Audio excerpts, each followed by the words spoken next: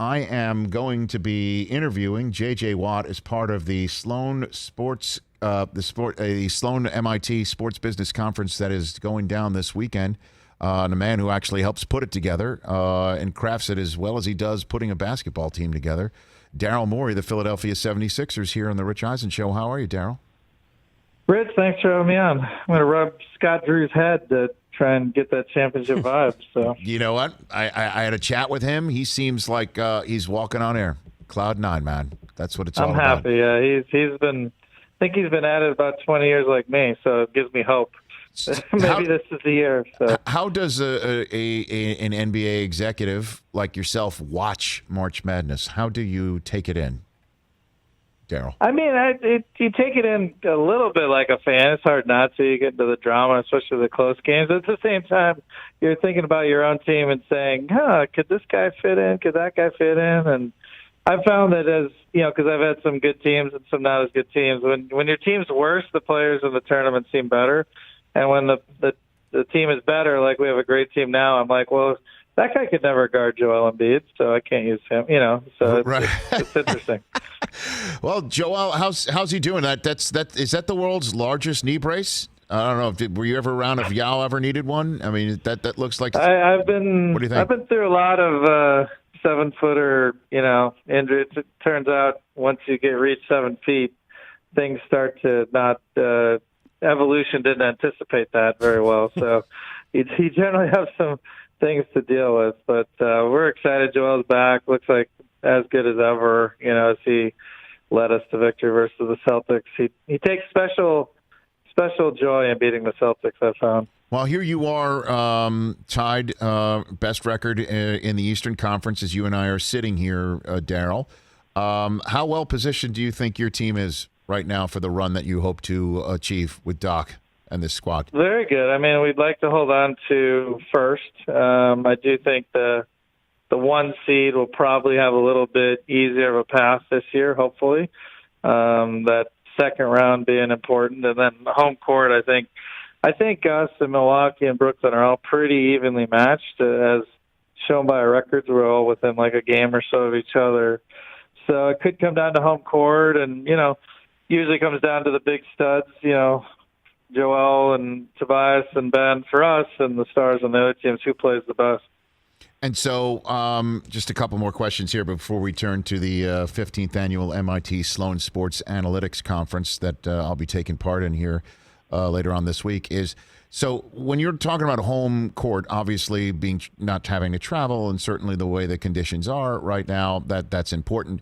But is there a conversation about if we're just a few days away from apparently any person over the age of, I guess, 16, depending on the vaccine, to get it? Is there a conversation going on in the NBA right now, Daryl, about vaccinating as many players as possible and then maybe having the arenas open up and things becoming a little bit more back to normal in time for the playoffs? Have you already heard that type of conversation? Yeah, no, it's great because it's spring and everything's new, and our arena is at I think 20% and probably increasing hopefully in the not too near future. And our staff and players, the ones that qualify, have been able to get the vaccine, in our area. And yeah, we're moving full speed ahead, and it's been amazing the rollout, and it does feel like things are hopefully going to be closer to normal. I think all of us will always be wary going forward forever in our lives, but closer to normal down the road. All right, and have you heard about any pushback maybe from players about getting vaccinated in the NBA at all, Daryl? Well, no? I think it's something that's a personal choice for everyone, and I think the majority of our staff and players have chosen to do it, is my sense. President of Basketball Operations of the Philadelphia 76ers, Daryl Morey, here on the Rich Eisen Show. Okay, Daryl, I guess on Thursday at the Sloan Sports Analytics Conference, I'm gonna have at it with JJ Watt. You and your crack team put this together. What do you want out of this thing with me and JJ? Well, what are you looking for? I'd talked to JJ for years.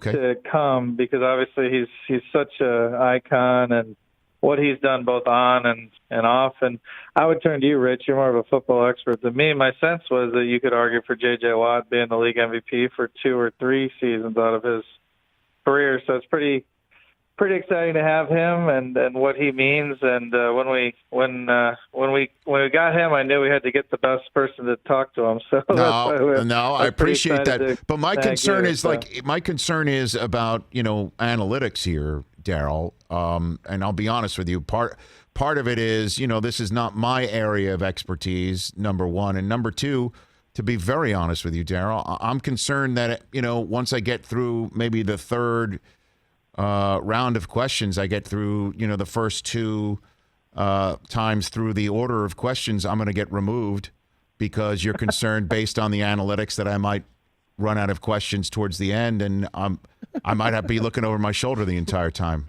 Daryl, is that part of this? Don't worry. The people who tune in aren't shy. Well, first off, you're a professional interviewer, so I'm guessing you could probably do 5 hours, but you're being modest. But on top of that, those who are at the conference and have a ticket, they're going to be able to chat and submit questions. So you won't be short of questions. It'll be more like you having to sift through them, and I'm sure we got a pro for a reason. So. Okay, so there's no interview above replacement number. There's no IAR or anything like that that's going to be applied to me mid-interview, and then all of a sudden I get the hook. Like, that's not happening, is what you're saying? We like the Gong Show. I love that idea, and we're definitely doing that going forward. But we won't do it to you tomorrow without you.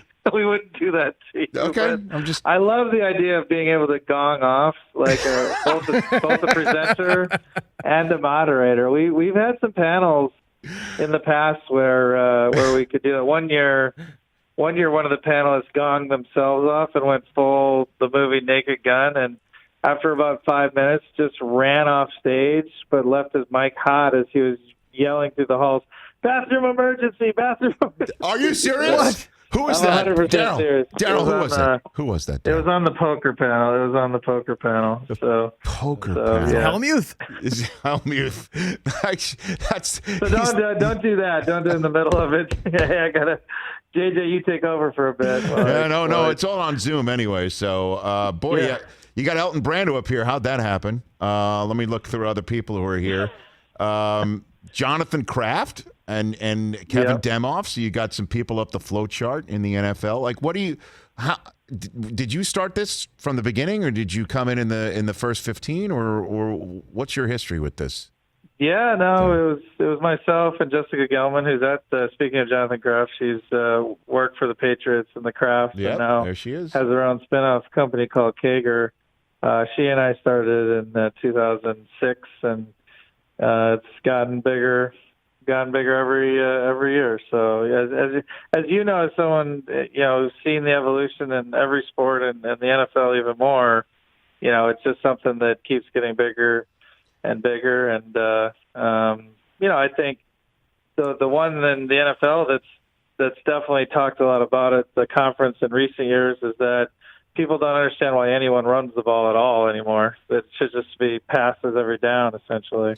So what? Yeah, give me just a real quick. Let's just cross streams here a little bit here.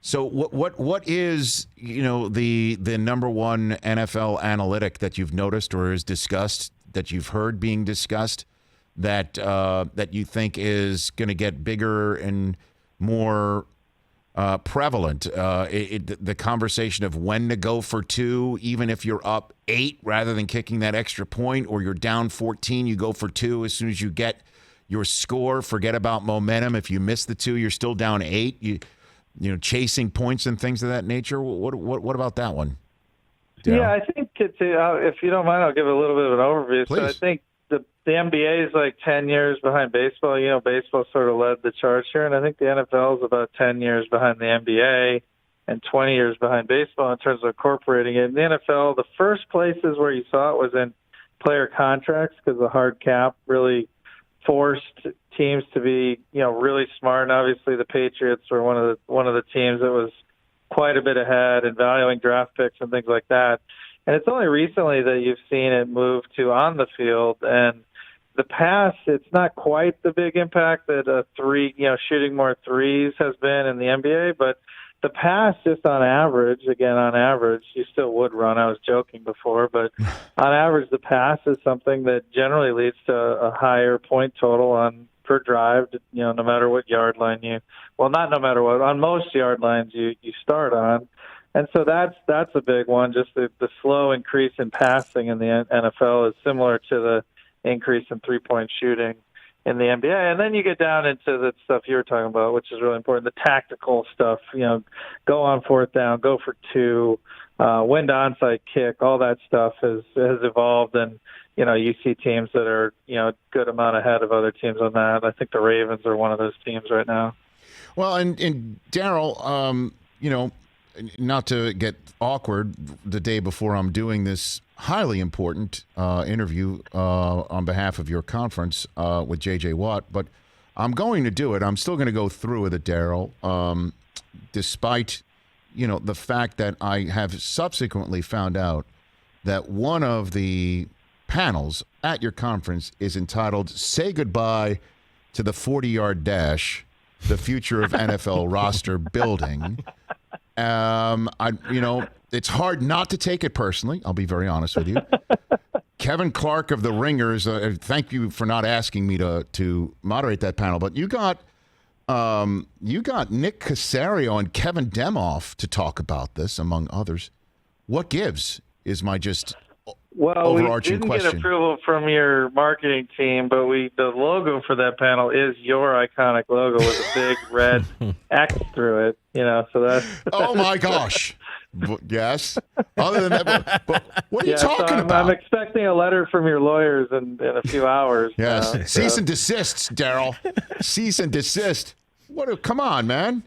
I mean, is that really what's coming for the future of development and putting a roster together in the NFL? The 40-yard dash is history? Well, I haven't been part of the planning for that panel. My guess is what they're focused on is what are the key drivers for evaluating draft picks. And my hypothesis is that the Caserio and Demoff are going to say that the 40-yard dash probably isn't the most indicative, which gives hope for your NFL career, Rich. That you don't need to bang a good time to be a great draft pick.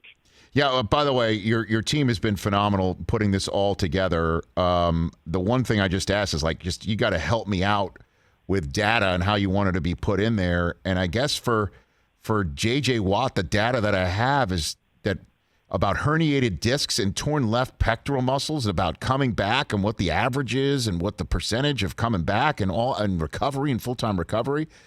I mean, so this analytical data actually helps with health and safety as well, is what you're saying? Absolutely, yeah. No, it's a big area, and I'm sure you have better context in the NFL than I do. So I'm sure. No, don't say that. I don't know about that, Daryl. I don't know about that. I'm sure people knock on your door. What everyone really wants is for you to get the real story out of JJ, coming out of Houston. So that'll be your unique challenge. Well, I will do that the minute you give me the hardened one first. That is touche. Yeah. See what I'm saying? I can't even say certain words that you just said without. I don't want to get you in trouble. I'm here to help. I'm here to help and facilitate, and I look forward to tomorrow's chat. How can people, see this, get involved, or knock on the door to see any of this stuff?